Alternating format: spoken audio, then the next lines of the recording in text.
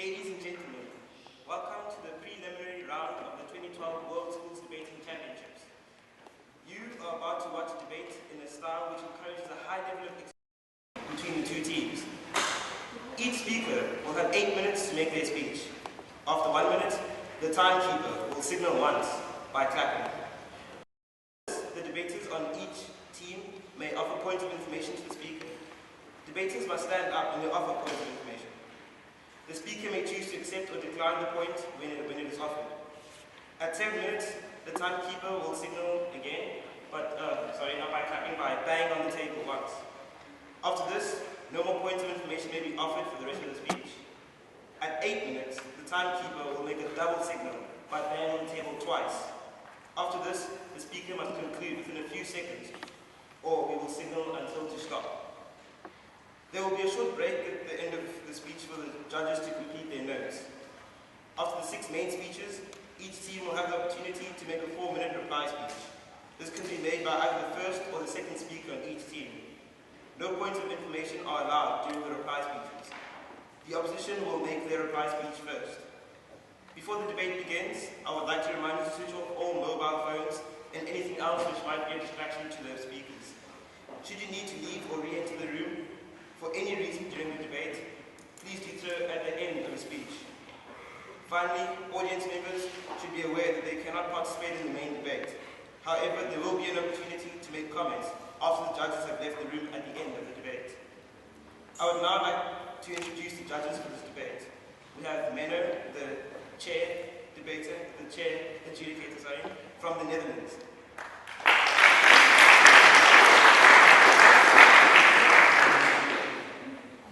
Associate adjudicator Christopher Sanchez from Germany.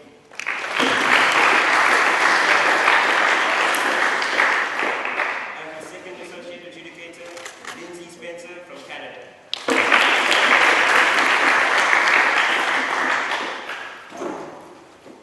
In proposition for this debate, we have the team South Africa.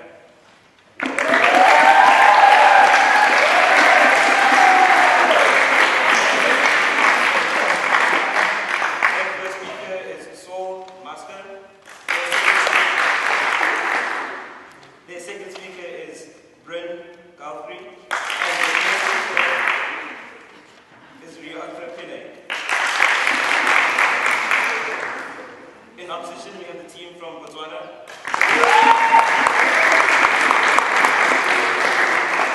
Their first speaker is Lone. Their second speaker is Andide, and their third speaker is Guthrie.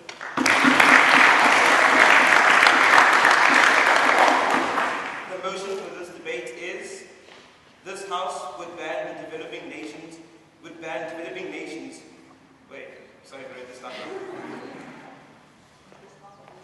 This House believes that developing nations should place limits on internal rural migration. So it gives me great pleasure to welcome the first speaker from Proposition to open the debate.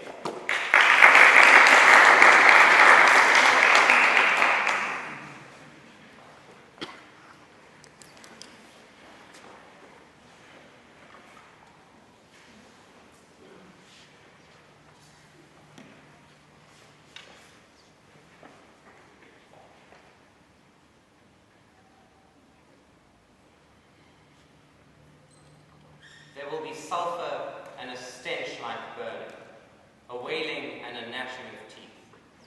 You would be forgiven for thinking that Jesus was describing the slums of Mumbai or Lagos.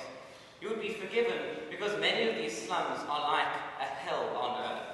Unsustainable rural-urban migration in developing nations presents perhaps the greatest threat to the hope for a better, safer life for the people of these countries. We believe as Proposition that it's the government's duty to mitigate these dangers for their people. As such, I'll be dealing with 3 issues of substantive matter as first speaker. First, I'll be dealing with the government mandate, proving that the government has a duty to enact our model. Secondly, the harms of uncontrolled migration to urban areas in particular. And thirdly, the irrationality of the decision to move to urban areas in the first place, while be proving that it's a legitimate limitation for the government to enact. My second speaker, Brynne, will be dealing with the harms to rural areas and how our model improves them. But first, our definition. And we would define rural-urban migration as the process by which within the borders of an individual developing country. Our model then is that the government will be able to limit or control two things. Firstly, the numbers of people migrating, but secondly, where they go, to which cities they are migrating. This is based on the premise that some cities are still livable, or more so than others, and the government can direct people appropriately. They have that prerogative. What we believe as proposition is that the government is obliged to intervene when an action causes A, harms to individuals in society, but more than that, harms to the society itself. And those are the two criteria with which will justify the government's action. So first, some context. And we think that there are primarily two areas where this debate takes place, urban areas and rural areas. However, we'd argue that the problems in overpopulated urban areas are horrifically bad, to the point of being unlivable. We're seeing massive slums being created in many large cities, where millions of people live in tiny shacks with no sanitation, no electricity, no water, and no space. 90% of the urban population of Malawi, Uganda, and Ethiopia already live in slums. And by 2030, the UN projects that over 2 billion people worldwide will also live in slums. Rural areas, on the other hand, also have some problems. They often have poor infrastructure, like tar roads and things like that. However, life there is still bearable, it's still livable. People have land which provides sustenance, and there are less of the problems associated with population density, disease, crime, things like that, as I'll speak about later. Moreover, the nature of a developing country is that it has resource constraints. They can't improve cities in the status quo, they can't handle unsustainable population growth, which means that things are getting rapidly worse for people. So firstly, on to the issue of the government mandate. No, thank you. And I'll be proving that our model allows the government to fulfill its role in society. We think that the government has unique information and knowledge which allows them to analyze situations or trends and see the bigger picture in a country. They can plan food and water provision, infrastructure development, and service delivery. We think they must use this knowledge to limit harms and to do what's in the best interests of their people. The government's role, we would argue, is to stop their people from making decidedly bad choices, but not to force them to take good ones. And so under our model, we still give people some autonomy in their own lives. Why is this relevant? And I'll take you in a moment. Why is this relevant in today's debate? And we have to look at the infrastructural harms to cities with an increased influx of migrants. But first, I'll take your PO. Would you rather take away the autonomy of the people or have that all infringe on their rights to movement? Well, if limiting their rights to movement means that we ensure other rights, that we ensure they have a better life, better quality of life, we think that's legitimate. We think the government must do that. So in terms of the infrastructural burden on cities, we see that cities in the status quo cannot handle large-scale migration. Their infrastructure simply cannot develop fast enough. We see this in real terms where, for example, we see 150,000 bus accident deaths in Mumbai every year. Mumbai being the most densely populated city in the world. Why is this? Because their transport system simply cannot bear the burden of the millions of Indians who move to the city. It's also difficult for cities, no thank you, to maintain existing infrastructure because it's overused, because the money for maintenance is stretched thin. We think that the government can use their unique knowledge and planning ability to control the numbers of people coming to cities and controlling which cities they go to. This allows them to mitigate these harms and to maximize the quality of life for the people in their country. No thank you. What other harms then do cities face? And this is my second point of substantive. Well, I'll be proving that there are also economic and associated social harms with an increased influx of migrants to cities. So firstly, in terms of the economic harms of rural-urban migration, we see that migrants who arrive in cities saturate the job market to a point where labor supply exceeds demand. We see that unemployment in cities soars as a result, and what essentially happens is that people come to cities to find work, but most never find a job. And those that do find a job are forced to work in poor conditions for low wages, because there's always somebody else who doesn't have a job who could take your place. It leads to a race to the bottom in these cities, which leads to severe problems for the inhabitants. There's no job security for those with jobs. Those who earn wages, their wages are so low that they don't have spending power. But at the most basic level, most people never get a job in the first place, and so we don't think it's legitimate to allow them to come in the first scenario. No thank you. Then in terms of the social harms associated with this migration, and the first thing we need to look at is in terms of crime. We see that with an increased influx of people to urban areas, we get more people without jobs, more people end up in slums. These people must turn to petty crime, even organized crime, in order to sustain themselves, and this initiates a violent cycle of increased crime in these countries. Slums become hotbeds for gangs and narcotics rings, and police are unable to deal with increased crime because they're stretched thin. The second thing we see is in terms of disease, where densely populated areas with poor sanitation lead to an easy spread of diseases like tuberculosis, like the HIV epidemic in South African townships. Lastly, in terms of the environment, more people in cities equals to more pollution. It's difficult to maintain a clean environment, particularly because of the informal nature of these settlements, where people are living on top of each other and where it's very difficult to regulate this type of thing.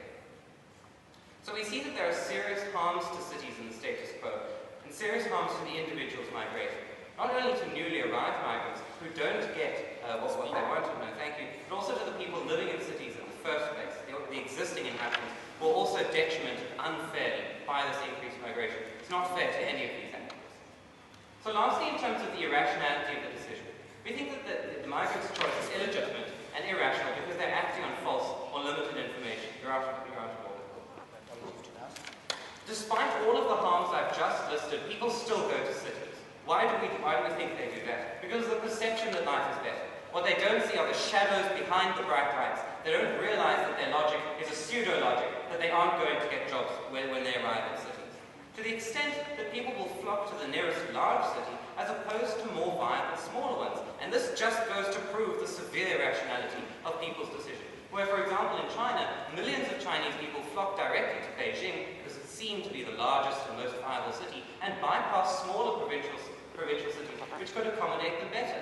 That's simply because of the perception, a false perception, and a pseudo-logic. So in conclusion, in terms of our framework, we see significant harms to individuals with rural-urban migration, as well as significant harms to society. They have to show us why the government doesn't need to act to protect their society. Ladies and gentlemen, Jesus came to earth to stop people from going to hell after death. We think that governments must protect their people from hell in life. Thank you.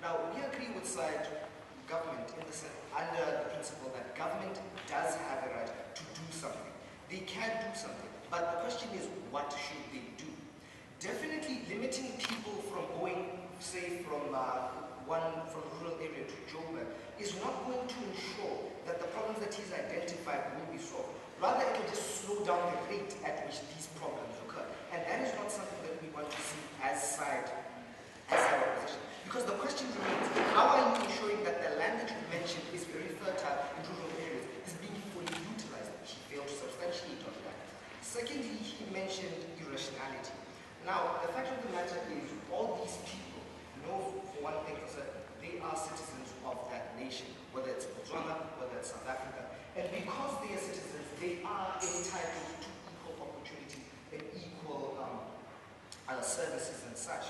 As a result, it's only rational and logical for them to go out and get what's rightfully theirs, because government is failing, because government is failing to take it there to the rural villages, where there is that fertile land, where there, please sit down, where there is opportunity for development, so that is essentially nullified. And then the harms of uncontrolled migration. Now, the interesting thing about this point is it's a surface point. This is to say these are symptoms of a much greater underlying problem. And it's not necessarily being solved by limiting the number of people going from rural areas to urban areas. Because there is a difference, as you mentioned, in the number of jobs, the sanitary services, as we mentioned, and other things.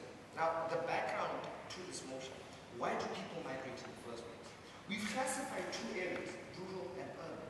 Rural areas can be categorized by a lack of services, and people look for these services, and because of this, they end up moving to urbanized areas. This can also be seen internationally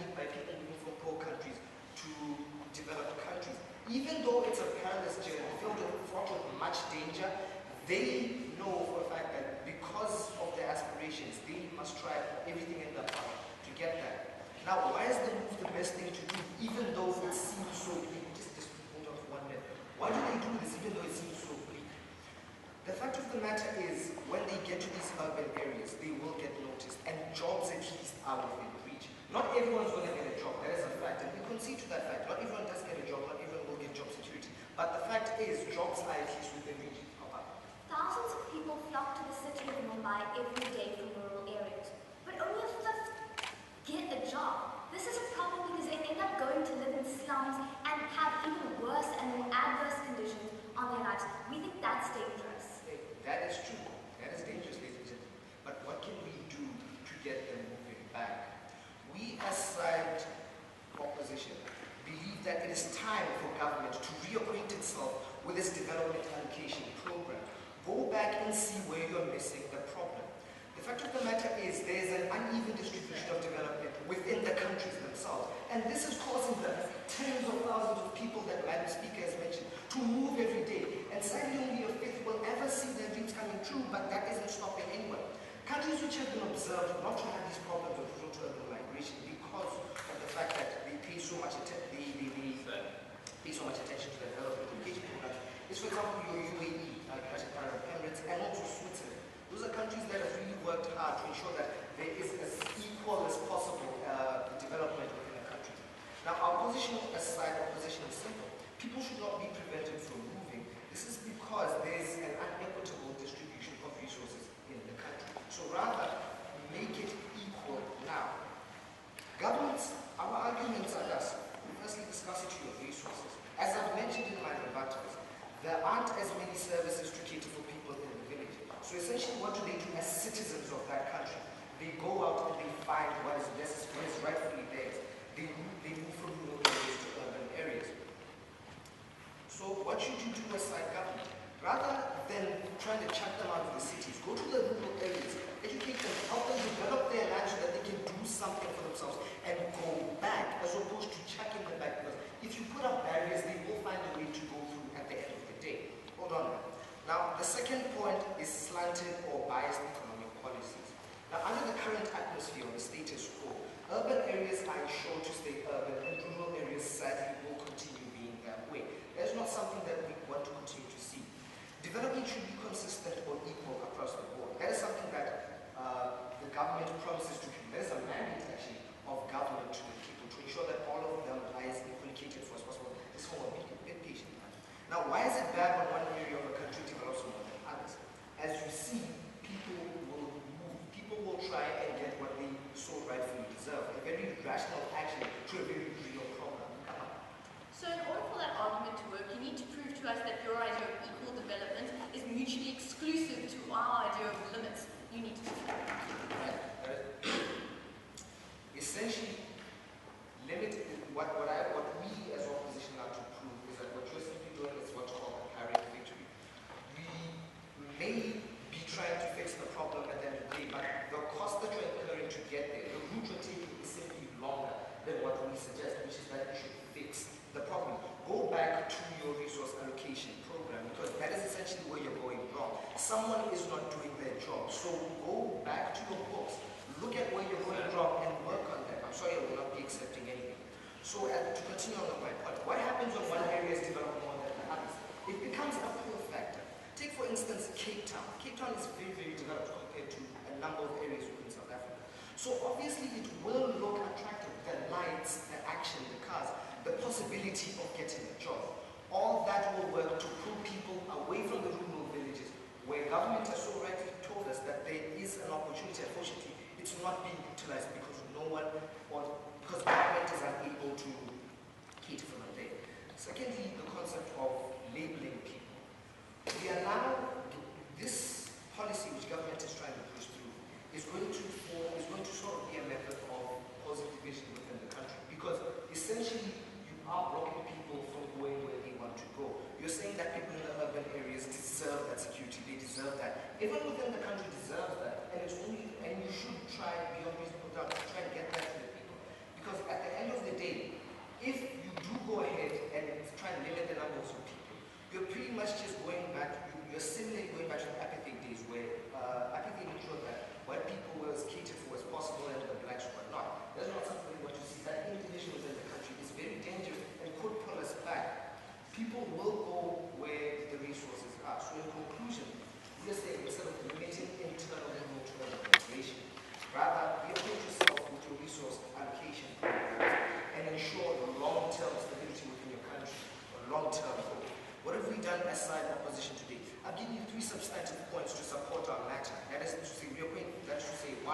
scarcity of resources is pushing people.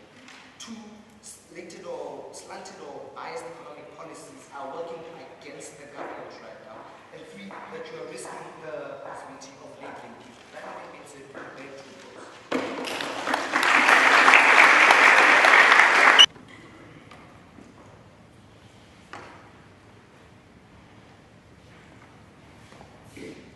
Ladies and gentlemen, the first speaker for the opposition told us that he was going to prove 3 things to us. But I can sum up his arguments in one word: provision. Specifically, provision to the rural areas and how we ensure an equal provision of standard of living to people who are currently incentivized to move. We agree that on some level we need to address the problems faced in rural areas. But we think that under a status quo where the incentives don't currently exist, where governments are currently failing to provide for the people in the rural areas because no one is forcing them to, we need to provide actual incentives for government action, and that's exactly what Side Proposition does, and that's exactly what I'm going to be telling you in my positive matter today, examining the kind of harms that people in the rural areas are expected to live in and how we address them, improving the rural areas, improving the standard of living. But before I get on to that, I have a couple of issues of rebuttal in terms of defensive rebuttal. So firstly, let's look at this idea of government mandate. What we basically heard from Botswana was that all we're doing is slowing down the rate. We're not actually addressing the problem. We'd say, firstly, even if all we're doing is slowing down the rate, we still think that that's important in order to give governments the capability to plan effectively for their people, to ensure that services are there for the number of people that they know actually exist in that city. There's no longer a wondering about how many people live in every city. More than this, though, we'd say that they simply asserted the fact that if you move to the city, you're going to get a job, you're going to have money. But more importantly, we think that there's a very big difference between having money and a job and having some kind of standard of living. We think a lot of people in urban areas are living in standards that we deem unacceptable if you're a human being. We think that in many rural areas, even if all they're doing is bartering with one another, that's the kind of standard of living where they have access to something that doesn't kill them, that is actually important for people to lead some kind of dignified life. More than this, though, we say we're not necessarily trapping people in any kind of situation. Because if you look at the model that we gave you, if they want to move, if the city, whichever they want to move to, doesn't have a level that is unacceptable, we still allow them to do that. We think that's acceptable. Secondly, in terms of choice, we need to look at the fact that we can limit choice in 3 situations. When it's harmful to the individual, when it's harmful to society, and when this choice is irrational. We say that living in slums is harmful to the individual. We say that the instability caused by things like crime is harmful to society, and more than this, the fact that people are acting on information that isn't true means that the decisions they're making are irrational. More than this, we simply say that government limits choice all the time. We think it's legitimate for them to do it here, where they're actually protecting the well-being of people within their societies. But now let's look at my positive matter. And what we've heard from Saul already is about the problems caused in urban areas. But what specifically I'm going to be looking at is the rural areas, what problems they face, or other fringe towns we're moving people to, and how we're able to address these harms. We think that there are 2 types of harms people are currently living under.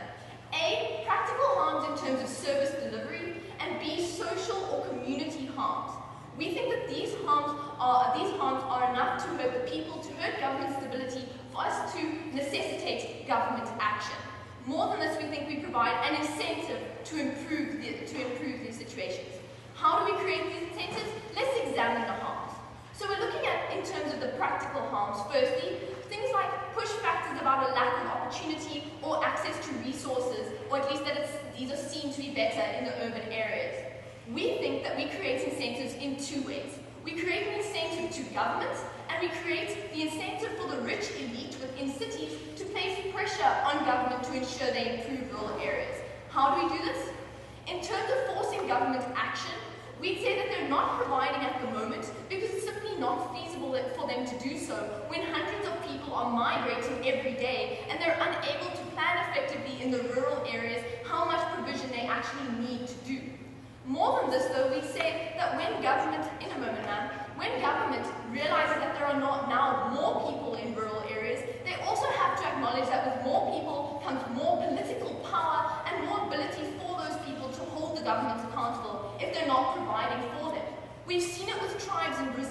where previously they were ignored until they banded together to a number that was great enough for government to actually cater for them. We think that's the kind of power we want to give the people living in the rural areas. Go. So what would you rather do? Solve the symptoms of a problem or solve the real problem? We think we solve both. We think that we allow for government incentive to improve the rural areas in terms of infrastructure, in terms of farming planning, in terms of providing them with whatever they need to survive in the rural areas. And we think that what this means is that we also solve whatever problem they're speaking about in terms of migration. We do both. Thanks, Botswana. But secondly, what we do is we think we create an incentive for the rich elite to place pressure on government. How is this? It's in two ways, in terms of political pressure and in terms of economic pressure. Firstly, we say that many people in the cities are also harmed by the fact that 410 crimes are reported every single day in Mexico City. We think that those are the kind of things we minimize when we limit rural-urban migration and overpopulation. These people are also powerful enough to put pressure on government to do something about rural areas to ensure that these are the kind of places that people in the urban areas want to move back to. Secondly, in terms of economic pressure, we think that big businesses which go into rural areas, such as the rubber tree industry in Brazil or the bamboo processing industry in Vietnam, create enough capital which goes back into the economy for them to demand infrastructure to be placed in rural areas, to demand that their job is made easier. We think that's the kind of pressure that incentivizes government action. Secondly, though, we think that we allow us to address the second kind of harms, social harms. And when we look at people moving away from the rural areas, we see a breakdown in cultural life, but more than this, we see a breakdown in family structures and things like absentee parents. When you incentivize people to stay within the community that they're living because you've improved the region, we think you also incentivize things like they should look after their children. They should make sure that the community which they have to stay in works. Moreover, when you look at who is leaving, it's the young, active people who have the desire to make something of their lives. We think these are the kind of people we need in the rural areas to ensure some kind of development. More than this, and worse in fact, when these people come back as migrant laborers under the status quo, we think they spread the diseases that Saul spoke about that are created by overpopulation. They spread it to their family, they spread it to their community, and when you look at the fact that 80% of the people in Asia and Africa have tuberculosis, this is simply a problem that we can't ignore. And so, ladies and gentlemen, we understand that this might take time. We understand that the incentives and the pressure have to come from all directions.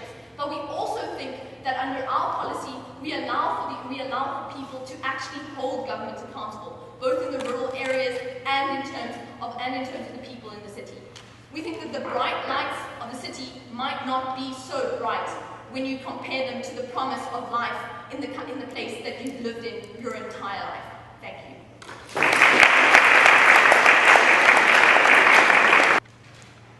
Greeting to the House. We, as the opposition, believe that people's rights shouldn't be infringed upon. That is the right for free movement within the country. We believe that the main cause of the problem of people moving from rural areas to cities is that there's underdevelopment in rural areas in the country. So the question here is, what problem are we really solving? The problem here is not the effects of people moving, but the real problem is why people migrate. The reason people migrate within a country is due to uneven distribution of resources and development in the country. As my previous speaker said, the proposition are looking at the runny nose of the matter instead of targeting the germ which causes the flu.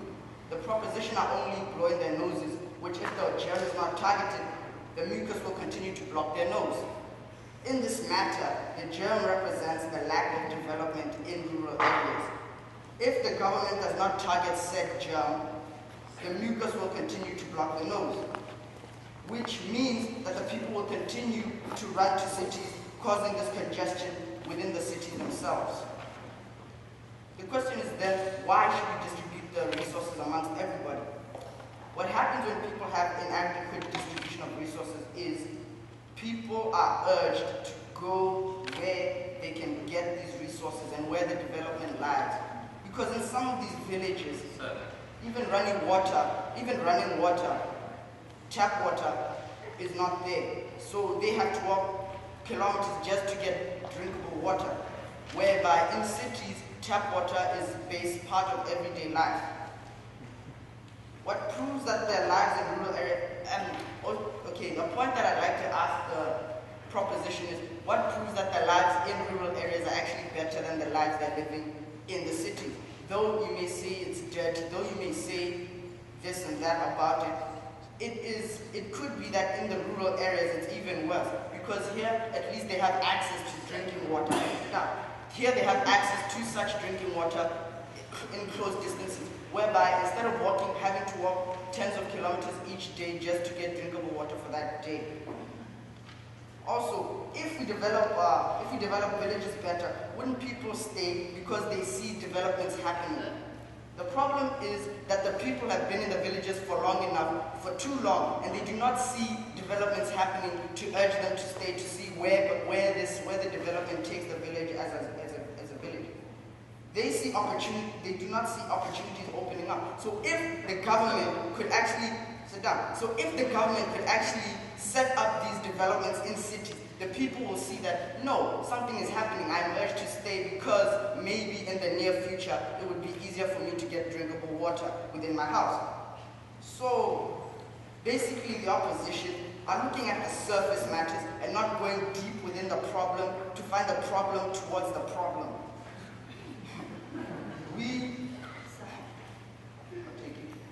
Considering the fact that you continue to allow people to leave the rural areas, please tell us what government's incentive to address these areas is. First of all, if the government can start the development, won't the people in the city see that back home something is happening? Let me go and see what they're doing. Let me go and see if they're improving my home village. Let me go and see if they're improving where I was born. So basically, it's a sort of pull factor to pull the people back to where they originated, instead of forcing them back and then forcing developments upon them. So it's basically in consent of the people, so that you are not limiting the rights of the people where they can and cannot go, so that the people can actually have a choice of, do I really want to go back and see what's happening? And if they do, they will go back, and if the development is enough for them to decide to stay, then you have basically achieved your goal of reducing the congestion in cities, reducing the crime, reducing all these surface matters.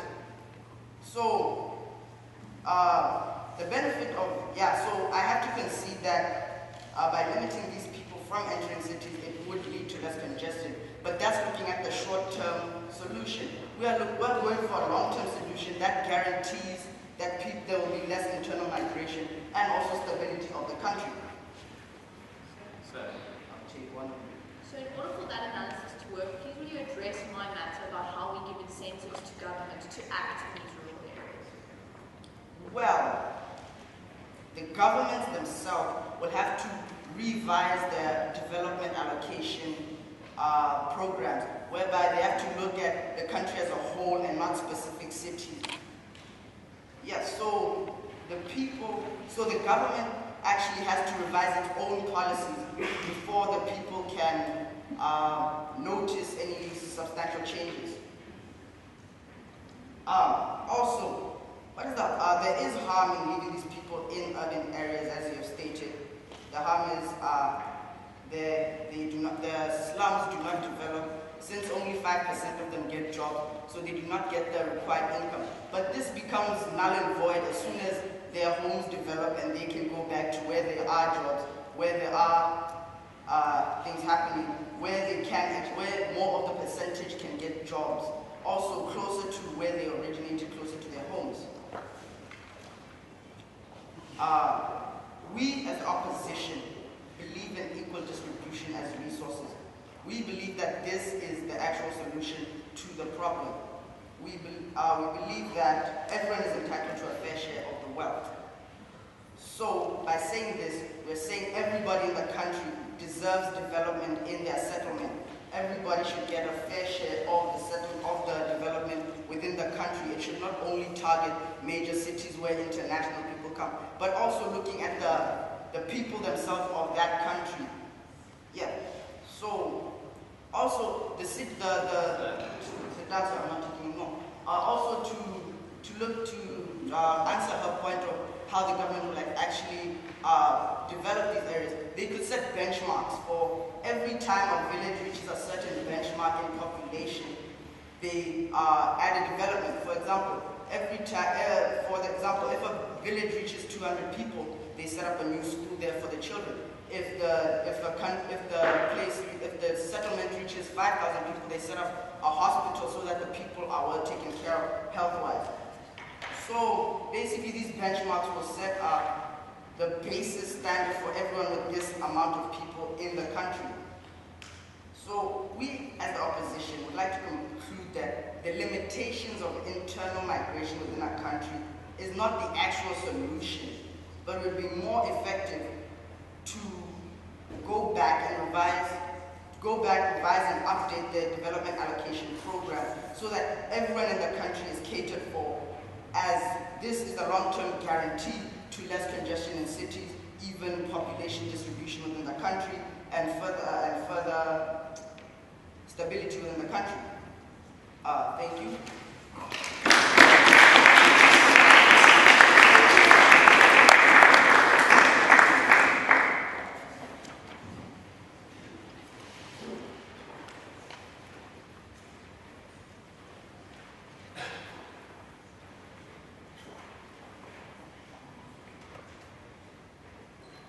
Start spreading the news. I'm leaving today. I'm going to be a part of it. Oh, but wait. I'm not moving to New York. I'm moving to the slums of Mumbai, the slums of Lagos. I'm not getting a job. What am I getting?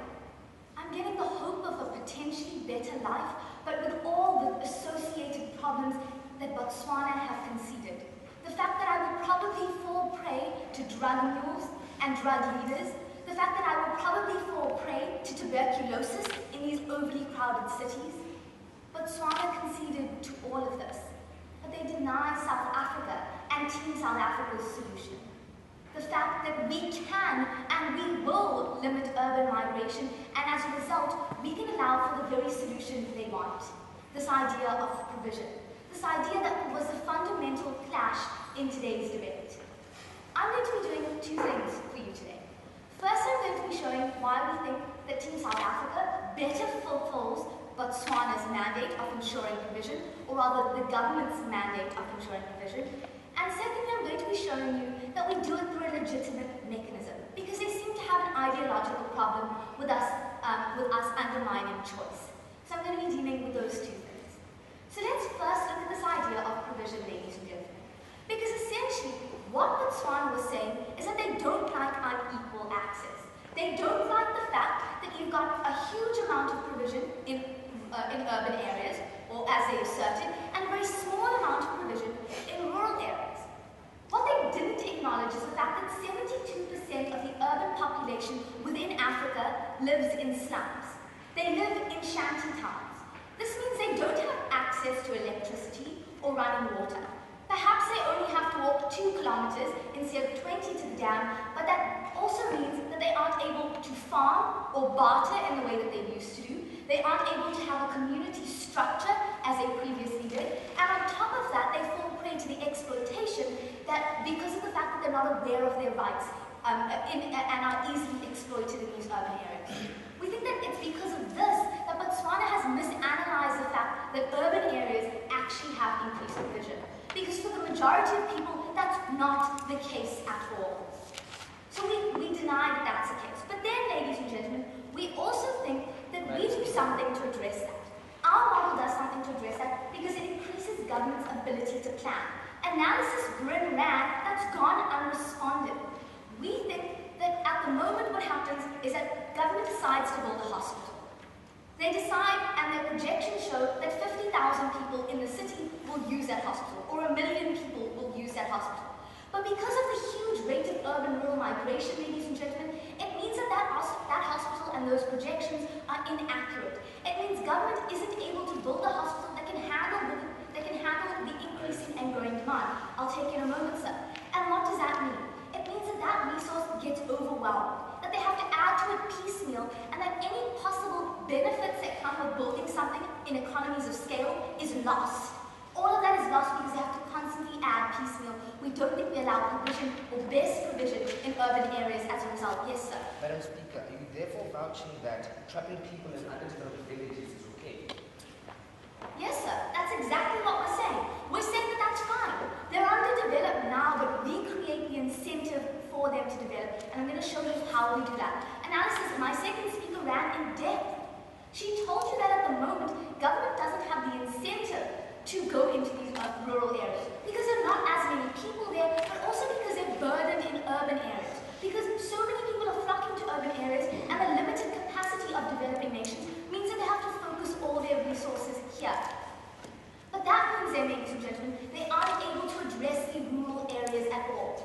That doesn't change under Botswana's policy at all. They don't incentivize government to enter urban areas at all. All they told us to this fact was that government was going to review policy. And whilst we think that that's noble, we don't believe that that is grounded in the real world. We don't think that government is actually just able to just stop and look at policy, considering the fact that people are constantly flooding in these urban areas. So what we think is we on Team South Africa incentivize government. We incentivize them to address the rural population, the growing voter base that is now forced to live in rural areas, ladies and gentlemen. They have to pander to that voter base. They have to pander and ensure that they provide some sort of economic development in these areas. We think that it's possible, but we think that only our policy incentivizes this to occur, and that's important. So what we would argue is that we meet their criteria, we solve the problem that they outlined in today, that's equal provision, but it only happens under Team South Africa's model. But then, ladies and gentlemen, why on an ideological level, and I'll take you in a moment, ma'am, can we limit choice? Yes, please. Okay, so when can we limit choice? Well, we told you that choice isn't an absolute right. We think that we can limit choice all the time, and that's why we think our mechanism is legitimate. We think it's because of the fact that there's already a precedent set that we don't allow people to live in industrial zones, for example. Or for the fact that we don't allow an excess of people in a South African taxi because it's dangerous. We think that all of these set a precedent that we limit choice in some sort of way when we know that harms can be accrued. And we told you that there are three sorts of things we have to look at. We told you that if we can prove that it's an irrational choice, or that there are harms to the individual, or that there are harms to the society. We showed you we think that this is an irrational choice, and we gave you multiple levels for this. Let me remind you, we think it's an irrational choice because these individuals aren't educated, they lack the knowledge, they lack the awareness of their rights. More than that, they're relying purely on word of mouth. They're relying purely on this idea that people before them have gone and speak back about the glamours of the city because of issues of pride, issues of honor. They don't want to acknowledge that they made a mistake in moving, that they're actually trapped in a shanty town in Lagos rather than living the glamorous life that they try to make it seem that they do.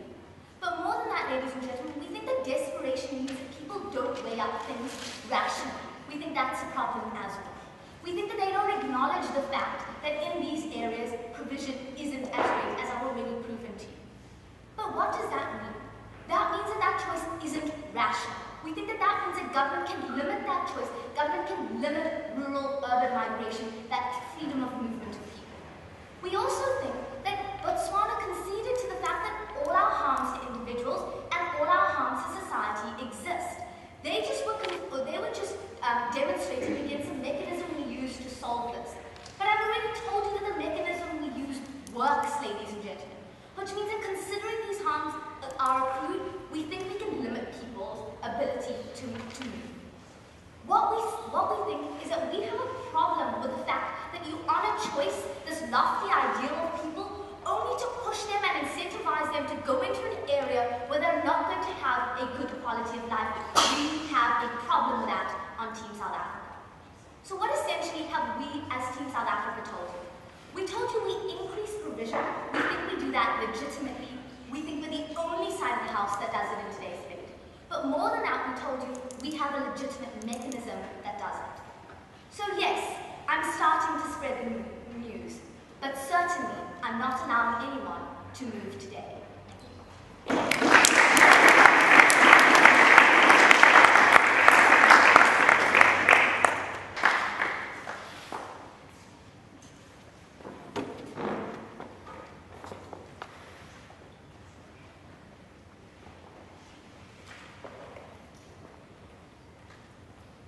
Now, I have identified three flashpoints in today's debate. First of all, as it's in South Africa, there's the issue of limiting people's movement versus allowing people to migrate as it's in Botswana. Secondly, there's the issue of irrationality brought about by Team South Africa and the issue of equal distribution of resources as it's in Botswana. And then lastly, the issue that the flashpoint that I've identified is that of harms versus centers.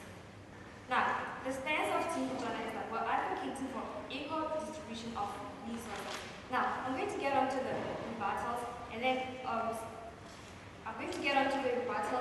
explain the flashpoints that I've just outlined before. Thank you. Now, the third speaker just told us that there is overwhelming use of resources in urban areas. That is just a sign that in the rural areas, people are migrating because they do not have this resources. So they go to the urban areas and exhaust this resources. So I was saying that as Team Botswana, that in order to solve this whole problem of overwhelming use of resources, then we need to deal with the underlying problem. If at all we're going to say, fine, we're going to stop you guys from going to Joburg, if at all that's where you want to go, then what are you giving them as an option of getting what the people in Joburg are getting? Second of all, she talked about how people in rural areas can wait. Now, underscore the fact that time is a very important factor. That says that the people in rural areas have to wait until they reach a certain number in which they can help them now improve the villages and all that. And then that is when they can provide all these resources that they're going to get in urban areas. We're saying that time is a very important factor. And the question that we want to ask Team South Africa is, how long do these people have to wait? They have been waiting for a very long time, which is why now they've taken it into their hands to move into the rural areas. Why into the urban areas? Why? Because they want to get the resources that they're not getting into urban areas. So the question is, how long do they have to keep on waiting? And they also told us that these people will be in urban areas and wait and all that, and then the urban areas that will in rural urban areas rather, they're going to introduce this whole overall use of resources. Now, what we're saying in response to Team Botswana is that by saying that you live in a rural area, we'll give you resources sometime later if your number is the number that we want. You live in an urban area and use this thing. They are eventually marginalizing people, whereby people get resources in urban areas while those in rural areas have to wait. And we're saying that this whole issue of marginalization is something that we do not really want to get to at this point in time. And they also talked about how the people move into the urban areas because of desperation and how this choice is irrational. And our response as Team Botswana is that, this irrationality is a symptom of an underlying issue. And again, we're questioning them, do they know the real problem that is involved in this debate? We're saying that in order to solve this whole problem, we need to deal with the underlying issue, which I'm just about to get onto. Now, clash number one's down there. They talked about limiting people's movement, and they gave us this model of how they're going to control the number of people in the area where they want to go to. Now, here's the little situation. I have just signed a contract of franchising with Spur, and I really want to have this Spur in, say, Joburg, and the franchise has told me that it's really good that I have this franchise in Joburg because of the market and all that. And I want to go to develop this whole franchise in Joburg, and they tell me that, you know what, Ms. Musker, we've reached the max point. We can't take you anywhere because of the whole controlling number of people in the area. And when I come and develop this whole franchise, I obviously need labor and all that. So what are they going to tell me? Are they going to deny me the chance to grow as a citizen of the country just because they've reached a max? We're saying that this whole limiting of people is going to deny people the chance to grow, and what is the whole point of having people live in a country where they cannot grow? We're saying that we should, in response to that limiting people's movement, we're saying in response that we should allow these people to move freely. First of all, we need to respect the rights of these people. By placing limits in the first place is telling you, you know what, we have rights, but to some extent, people have the right to movement. And if at all I want to move to Joburg to develop this franchise, then why should you stop me?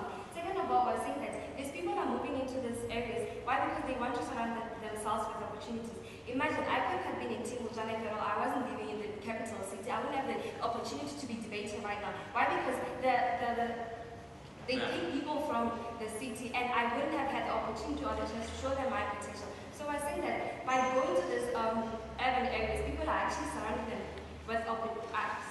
themselves with opportunities that are vital in their lives. And why should we stop people from getting these opportunities? So the conclusion here is, by restricting people's movement, we're denying them the chance to grow. We're denying them the chance to grow, and you're denying them the chance to have free access to all opportunities as other people. And there's really no need to marginalize people. Therefore, the point on limiting people's movement as in South Africa does not stand in this debate. And we believe that then we should give people that freedom to live about and grow as individuals in our country. So you would allow millions of people to migrate to cities where they don't get better services, and all they really achieve is increase the harms to people in cities already and increase the harms to people they leave behind in rural areas. I'm going to address that PY on the third flashpoint of harms versus symptoms. Now, the second flashpoint that I've identified is the issue of irrationality versus the issue of equal distribution of resources. This Team South Africa has been telling us that these people are moving there because of desperation and all that. They get there, there's this whole time, there's no area, no space for them to live in, they live in the slums of the cities and all that. We're saying that because this is a very clear sign that there is a problem that they're trying to run away from this rural areas. So we're saying that because we've outlined to spot this problem, then we need to solve it. Our question to South Africa is, do you realize what the real problem within this debate is? The real problem is, which brings our second flashpoint, equal distribution of resources. These people, in the first place, we wouldn't really be having this problem with people migrating if at all there was equal distribution of resources. So I say that instead of going into a very hopeless and somewhat senseless venture of limiting people's movement from rural areas into urban areas, then you might as well have to deal with the underlying factor. Because check this out, if all you're going to limit this movement, fine, we've limited the movement you succeeded well in South Africa. But then what of those people who are left in the rural areas? How long are they going to keep on have to wait? What of the people left in the rural areas? Don't you also want to give them that chance to develop? So the conclusion in this case is that we need to look more into the equal distribution of resources than to look into the people's irrational behavior and all that. Now the third flashpoint that we have identified is that of harms versus symptoms. That is where I think people are. They've told us that there are more harms of having these people moving more into the urban areas, issues of crime, congestion, and how these people are going to be unemployed in these areas. Once again, we're saying that we need to deal with the root cause of all the problems. There's no point in wanting to cut a tree and then you just cut the branches and leave it at that, because eventually the branches will grow. What you need to do is cut the tree right from the roots, then you'll never have to go back to the tree itself. So the whole crime thing and the congestion is just a symptom that, you know what, there's a bigger problem underlying. And the onus of the government is to show us in detail and in a clear model how really they're going to solve this whole problem. Because this whole limiting thing will not be solving this issue of crime rate and congestion in these areas. Now the symptoms that we're talking about in response to the flashpoint is that there's no need in wasting resources, putting people and measures into place into working on the limiting problem. But rather, let's use this energy and material that they seem to have into investing in the rural areas so that we will never have to deal with issues of people moving or wanting to. So what we've seen with Jonathan in this debate, we're basically showing that, first of all, it's not right in the first place to move people, to restrict people's movement because of the incompetence of the government. Secondly, we're saying that the underlying problem which Team South Africa has failed to outline here is that of equal distribution of resources. But we're saying that unless and until you're able to solve this problem, then you can never deal with this whole people migrating. And the third thing, we've shown you that whatever the problems that they came up here and identified are just a symptom of the underlying problem.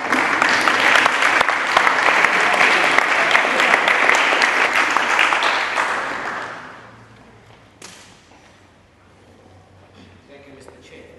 Now, really, what have we seen today?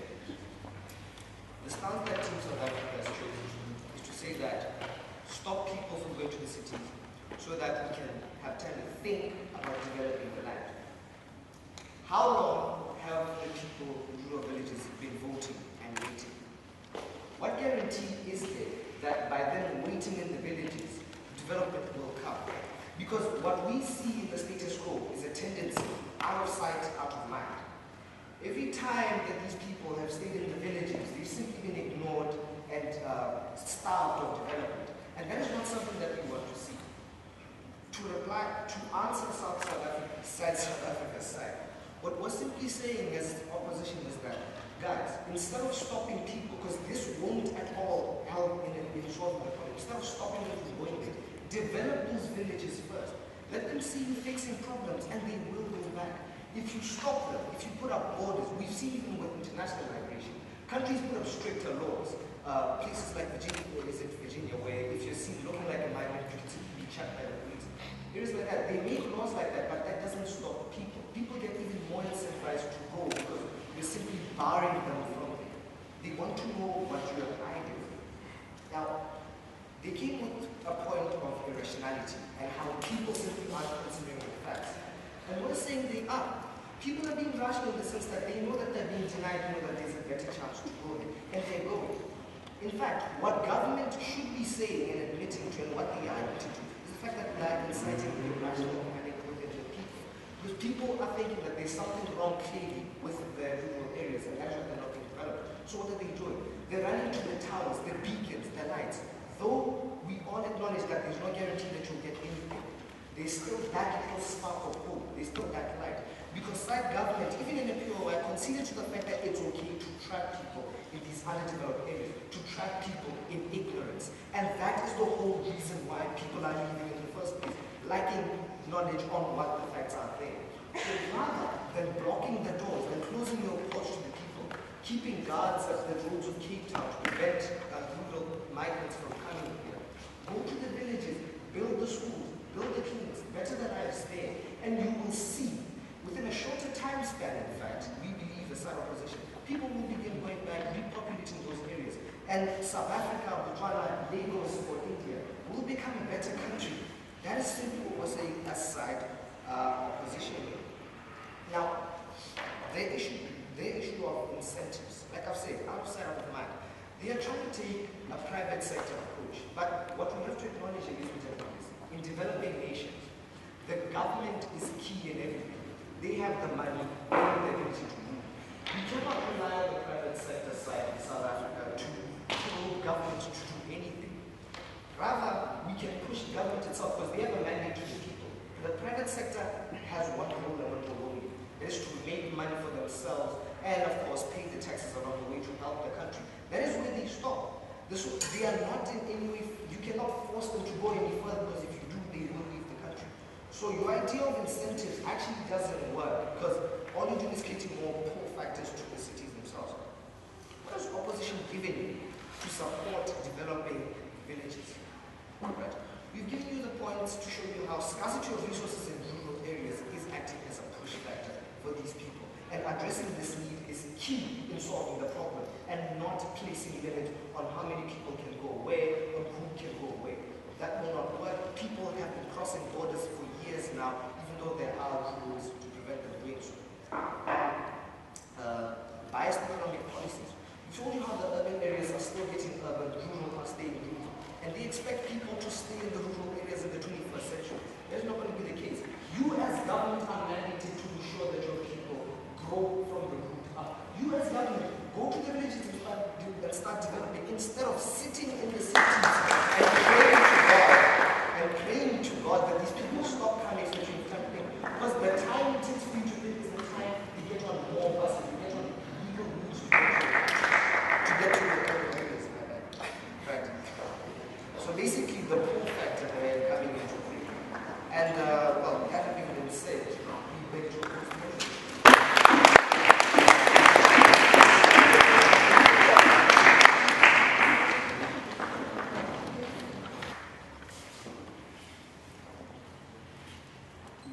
Due to an incorrect perception that there's provision in the cities, we see people moving into hell on earth in places like Lagos, in places like Mumbai. In reality, what they're doing is dying in slums where government has simply too many people to provide for, and their only source of water comes from the river Styx. What side proposition gave to you today was that we can improve both the urban and the rural areas through our policies.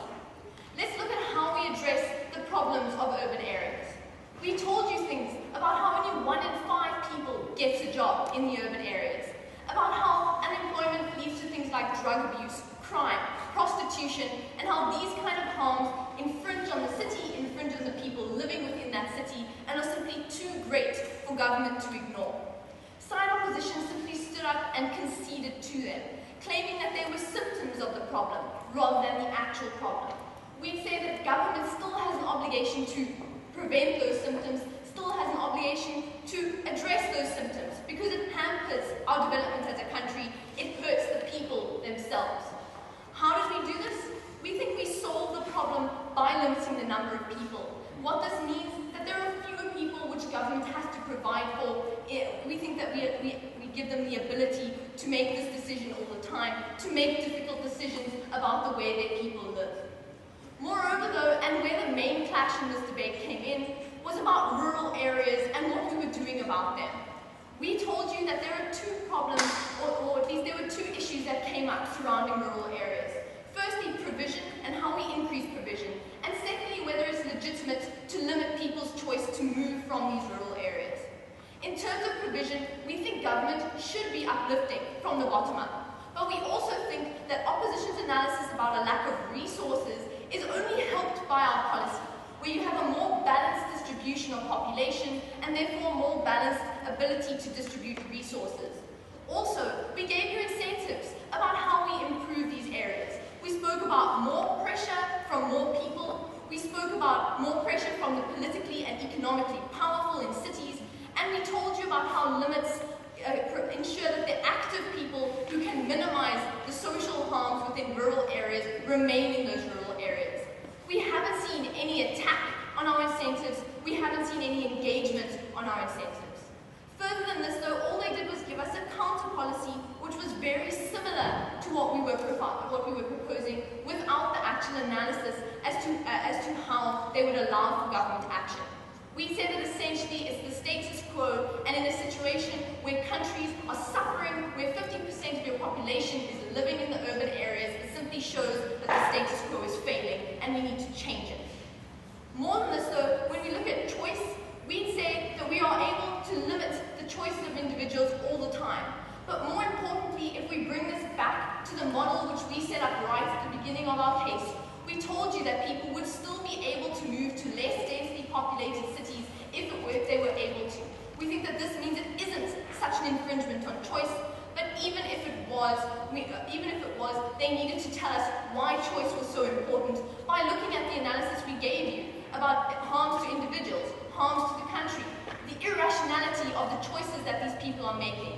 They needed to tell us about how they weren't receiving unbiased information, how they were receiving biased information in the rural areas, how there was a lack of education which all led to an irrational situation that people couldn't live in.